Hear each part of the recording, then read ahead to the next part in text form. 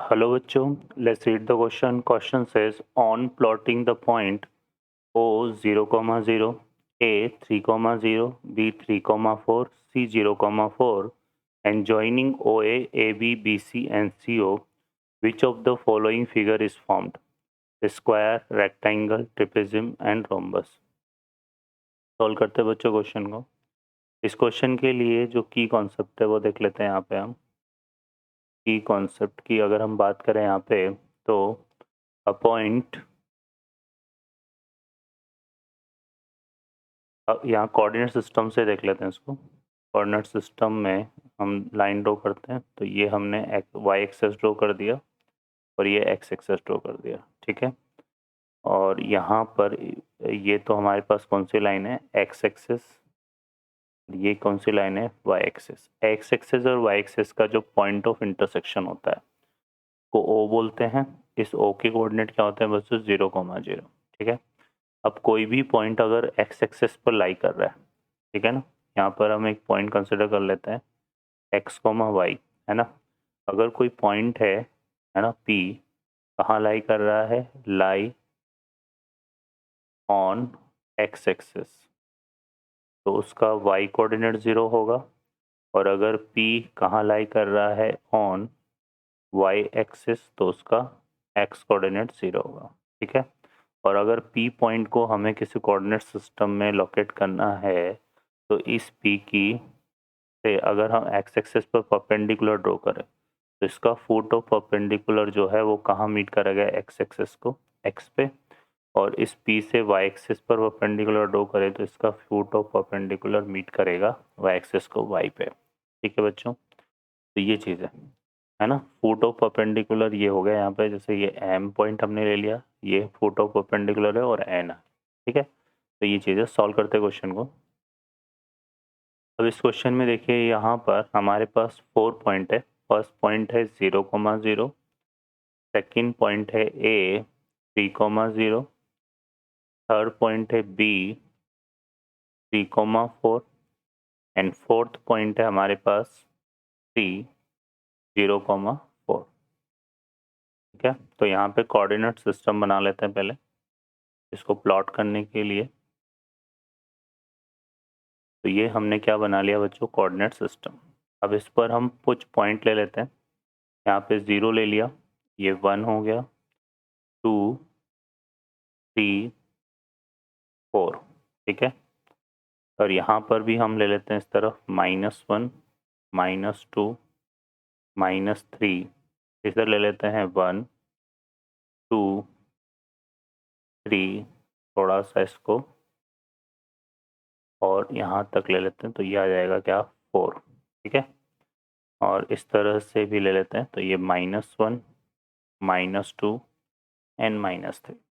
अब देखिए first point है हमारे पास 0, 0, तो 0, 0 तो ये ओरिजिन ही होता है ना। तो ये तो ओ पॉइंट हो गया हमारे पास, ठीक है। ये हमने यहाँ पे 0 बनाया, ठीक है।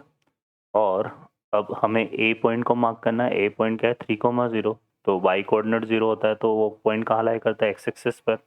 और एक्स एक्सिस पर 3 यहाँ है तो यहाँ कौन सा पॉइंट हो जाएगा, ए पॉइंट, ठीक है।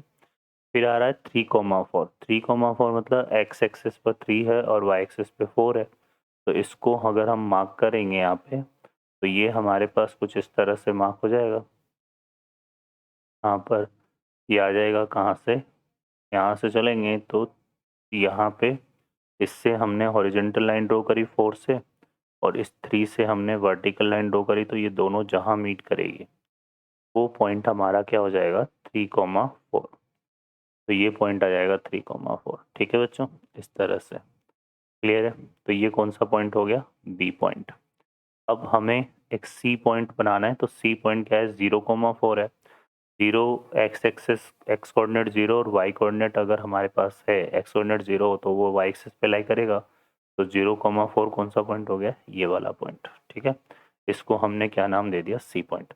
अब क्वेश्चन क्या बोल रहा है, हमें इसको जो है ज्वाइन करना है। कैसे ज्वाइन करना है, ओ ए। तो ये ओ से लेकर ए तक तो हमारा ये वाला लाइन हो जाएगी यहाँ पर, ओ ए, ठीक है। फिर ए को बी से ज्वाइन करना है तो ए को बी से ज्वाइन कर देते हैं। ये ए को हमने किससे ज्वाइन कर दिया? बी से। ठीक है बच्चों, ए को हमने ज्वाइन कर दिया किससे? बी से। फिर हम क्या करेंगे यहाँ पर? बी को सी से ज्वाइन करना है तो ये बी जो है इसको हमने ज्वाइन करा किससे? सी से। सी पॉइंट हमारा ये है ना? ये कौन सा पॉइंट था? B point. ठीक है, और सी को करना है ओ से ज्वाइन तो सी को ओ से ज्वाइन करेंगे तो ये आ जाएगा। ठीक है, तो ये आ गया हमारे पास। अब देखो यहाँ पर अगर हम ऑब्जर्व करें तो यहाँ से यहाँ तक की डिस्टेंस, ओ से लेकर ए तक की डिस्टेंस कितनी आ रही है? 3 आ रही है ना? और यहाँ से अगर हम बात करें तो इसकी डिस्टेंस निकालें हम यहाँ से, क्योंकि ये जो है 4, ये इसके कोऑर्डिनेट क्या है हमारे पास? ये है 0,4 है ना? तो इसकी इससे डिस्टेंस देखें यहाँ से, तो जितनी डिस्टेंस ये है, क्योंकि ये 3 इसका भी एक्स कोऑर्डिनेट 3 है ना? और ये इसका एक्स कोऑर्डिनेट 0 है, तो ये डिस्टेंस भी हमारे पास कितनी आ जाएगी? 3। तो यहाँ पर ओ ए किसके इक्वल हो गया? ओ ए इक्वल हो गया किसके? बी सी के, है ना? ओ ए हमारे पास किसके इक्वल हो गया बच्चों? बी सी के। ठीक है, ये हमारे पास आ जाएगा। क्लियर है ना?